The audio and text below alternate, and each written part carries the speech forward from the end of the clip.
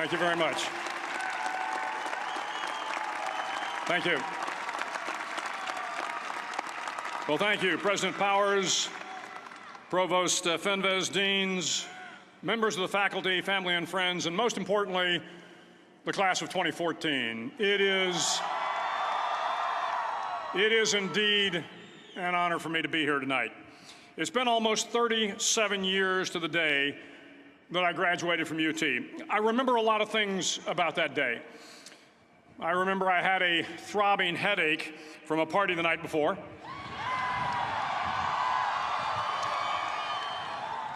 I remember I had a serious girlfriend, who I later married. That's important to remember, by the way. And I remember I was getting commissioned in the Navy that day. But of all the things I remember, I don't have a clue who the commencement speaker was, and I certainly don't remember anything they said. So acknowledging that fact, if I can't make this commencement speech memorable, I will at least try to make it short. So the university's slogan is, "What starts here changes the world." Well, I've got to admit, I kind of like it. What starts here changes the world. Tonight, there are almost 8,000 students, or there are more than 8,000 students graduated from UT. So that great paragon of analytical rigor, Ask.com, says that the average American will meet 10,000 people in their lifetime. 10,000 people, that's a lot of folks. But if every one of you changed the lives of just 10 people, and each one of those people changed the lives of another 10 people, and another 10, then in 5 generations, 125 years, the class of 2014 will have changed the lives of 800 million people. 800 million people. Think about it. Over twice the population of the United States. Go one more generation, and you can change the entire population of the world, 8 billion people. If you think it's hard to change the lives of 10 people, change their lives forever, you're wrong. I saw it happen every day in Iraq and Afghanistan. A young Army officer makes a decision to go left instead of right down a road in Baghdad, and the 10 soldiers with him are saved from a close-in ambush. In Kandahar province, Afghanistan, a non-commissioned officer from the female engagement team senses that something isn't right and directs the infantry platoon away from a 500-pound IED, saving the lives of a dozen soldiers. But if you think about it, not only were those soldiers saved by the decisions of one person, but their children were saved, and their children's children. Generations were saved by one decision, one person. But changing the world can happen anywhere, and anyone can do it. So what starts here can indeed change the world. But the question is, what will the world look like after you change it? Well, I'm confident that it will look much, much better. But if you'll humor this old sailor for just a moment, I have a few suggestions that may help you on your way to a better world. And while these lessons were learned during my time in the military, I can assure you that it matters not whether you ever served a day in uniform. It matters not your gender, your ethnic or religious background, your orientation, or your social status. Our struggles in this world are similar, and the lessons to overcome those struggles and to move forward, changing ourselves and changing the world around us, will apply equally to all. I've been a Navy SEAL for 36 years. But it all began when I left UT for basic SEAL training in Coronado, California. Basic SEAL training is 6 months of long, torturous runs in the soft sand, midnight swims in the cold water off San Diego, obstacle courses, unending calisthenics, days without sleep, and always being cold, wet, and miserable. It is 6 months of being constantly harassed by professionally trained warriors who seek to find the weak of mind and body and eliminate them from ever becoming a Navy SEAL. But the training also seeks to find those students who can lead in an environment of constant stress, chaos, failure, and hardships. To me, basic SEAL training was a lifetime of challenges crammed into 6 months. So here are the 10 lessons I learned from basic SEAL training that hopefully will be of value to you as you move forward in life. Every morning in SEAL training, my instructors, who at the time were all Vietnam veterans, would show up in my barracks room, and the first thing they'd do was inspect my bed. If you did it right, the corners would be square, the covers would be pulled tight, the pillow centered just under the headboard, and the extra blanket folded neatly at the foot of the rack. It was a simple task, mundane at best, but every morning we were required to make our bed to perfection. It seemed a little ridiculous at the time, particularly in light of the fact that we were aspiring to be real warriors, tough, battle-hardened SEALs. But the wisdom of this simple act has been proven to me many times over. If you make your bed every morning, you will have accomplished the first task of the day. It will give you a small sense of pride, and it will encourage you to do another task, and another, and another. And by the end of the day, that one task completed will have turned into many tasks completed. Making your bed will also reinforce the fact that the little things in life matter. If you can't do the little things right, you'll never be able to do the big things right. And if by chance you have a miserable day, you will come home to a bed that is made, that you made. And a made bed gives you encouragement that tomorrow will be better. So if you want to change the world, start off by making your bed. During SEAL training, the students are all broken down into boat crews. Each crew is 7 students, 3 on each side of a small rubber boat, and 1 coxswain to help guide the dinghy. Every day, your boat crew forms up on the beach and is instructed to get through the surf zone and paddle several miles down the coast. In the winter, the surf off San Diego can get to be 8 to 10 feet high, and it is exceedingly difficult to paddle through the plunging surf unless everyone digs in. Every paddle must be synchronized to the stroke count of the coxswain. Everyone must exert equal effort, or the boat will turn against the wave and be unceremoniously dumped back on the beach. For the boat to make it to its destination, everyone must paddle. You can't change the world alone. You will need some help. And to truly get from your starting point to your destination takes friends, colleagues, the goodwill of strangers, and a strong coxswain to guide you. If you want to change the world, find someone to help you paddle. Over a few weeks of difficult training, my SEAL class, which started with 150 men, was down to just 42. There were now 6 boat crews of 7 men each. I was in the boat with the tall guys, but the best boat crew we had was made up of the little guys, the Munchkin crew, we called them. No one was over 5'5". The Munchkin boat crew had 1 American Indian, 1 African American, 1 Polish American, 1 Greek American, 1 Italian American, and 2 tough kids from the Midwest. They out-paddled, outran, and outswam all the other boat crews. The big men in the other boat crews would always make good-natured fun of the tiny little flippers the Munchkins put on their tiny little feet prior to every swim. But somehow these little guys from every corner of the nation and the world always had the last laugh, swimming faster than everyone and reaching the shore long before the rest of us. SEAL training was a great equalizer. Nothing mattered but your will to succeed, not your color, not your ethnic background, not your education, not your social status. If you want to change the world, measure a person by the size of their heart, not by the size of their flippers. Several times a week, the instructors would line up the class and do a uniform inspection. It was exceptionally thorough. Your hat had to be perfectly starched, your uniform immaculately pressed, your belt buckle shiny and void of any smudges.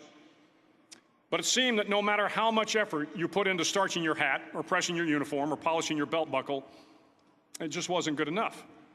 The instructors would find something wrong. For failing the uniform inspection, the student had to run, fully clothed, into the surf zone, then wet from head to toe, roll around on the beach until every part of your body was covered with sand. The effect was known as a sugar cookie. You stayed in the uniform the rest of the day, cold, wet, and sandy. There were many a student who just couldn't accept the fact that all their efforts were in vain, that no matter how hard they tried to get the uniform right, it went unappreciated.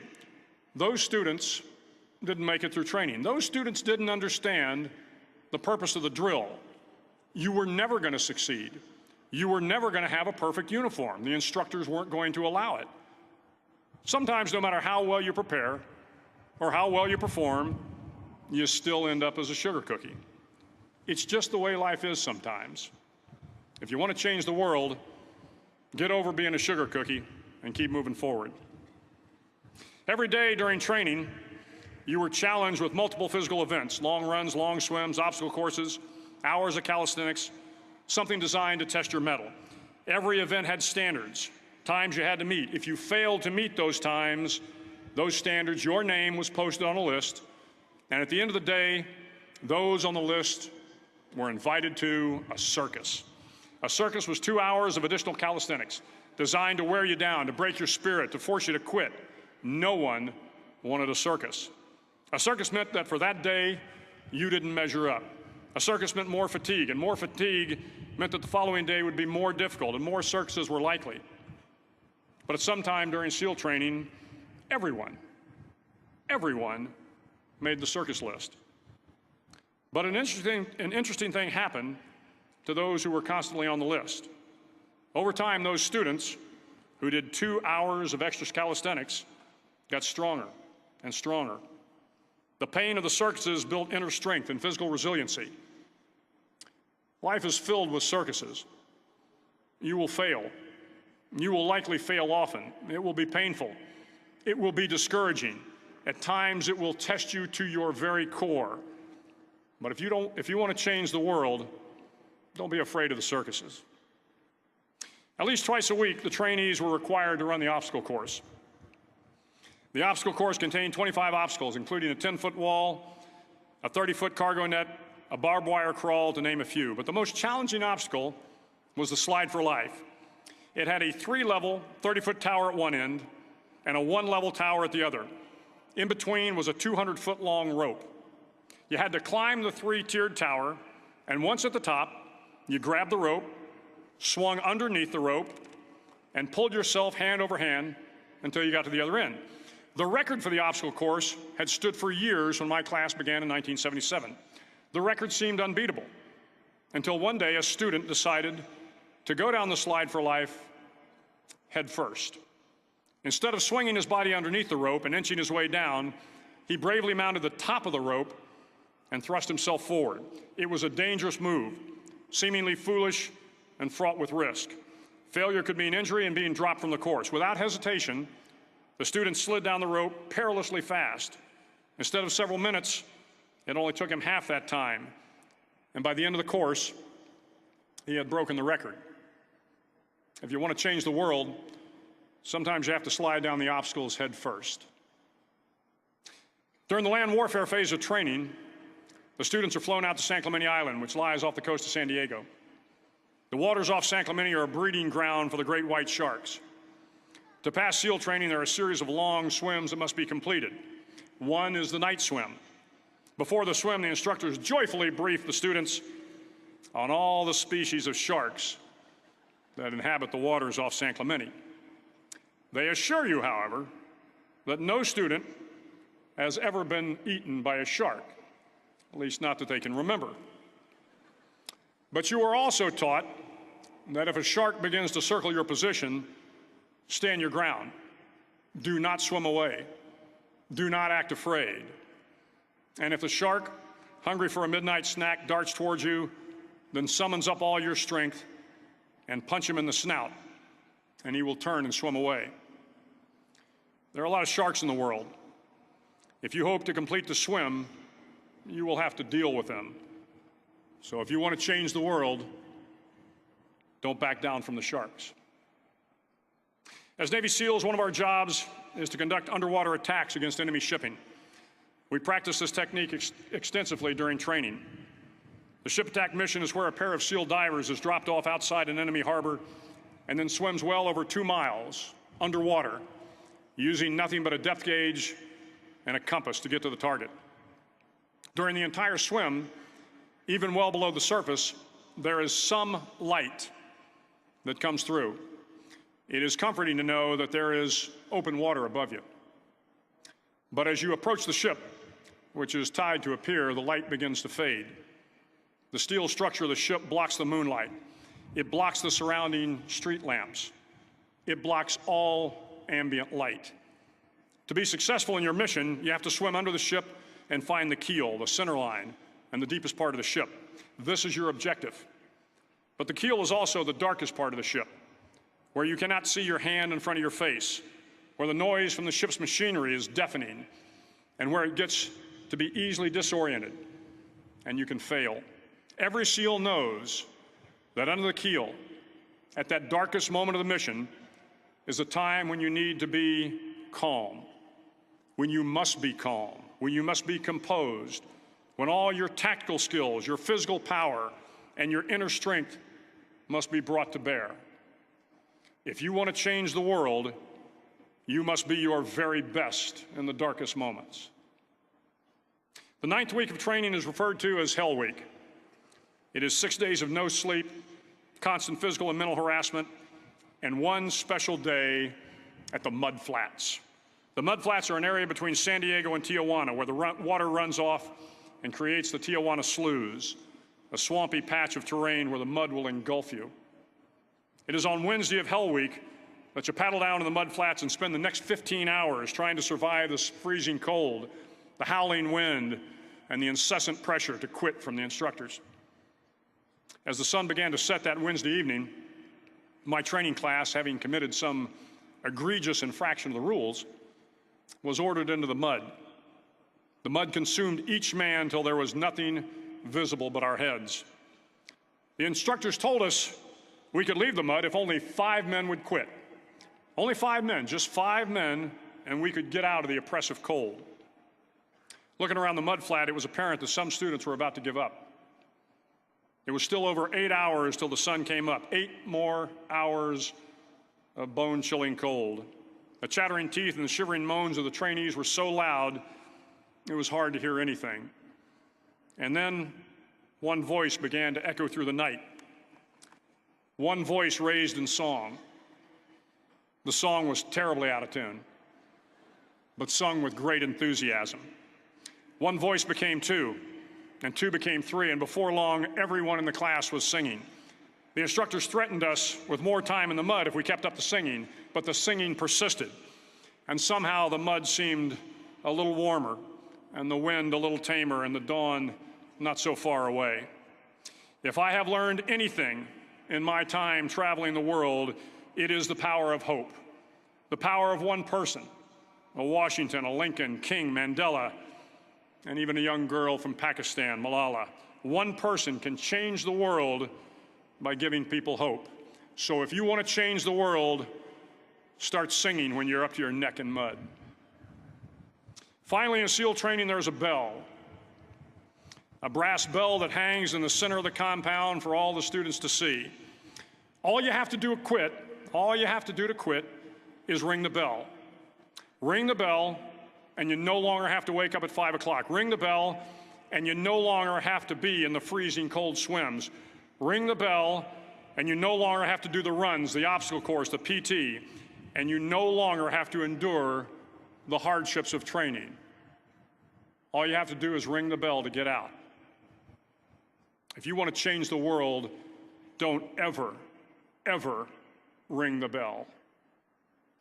To the class of 2014, you are moments away from graduating, moments away from beginning your journey through life, moments away from starting to change the world for the better. It will not be easy, but you are the class of 2014, the class that can affect the lives of 800 million people in the next century. Start each day with a task completed. Find someone to help you through life. Respect everyone. Know that life is not fair and that you will fail often. But if you take some risks, step up when the times are the toughest, face down the bullies, lift up the downtrodden, and never, ever give up. If you do these things, the next generation and the generations that follow will live in a world far better than the one we have today. And what started here will indeed have changed the world for the better. Thank you very much. Hook 'em horns.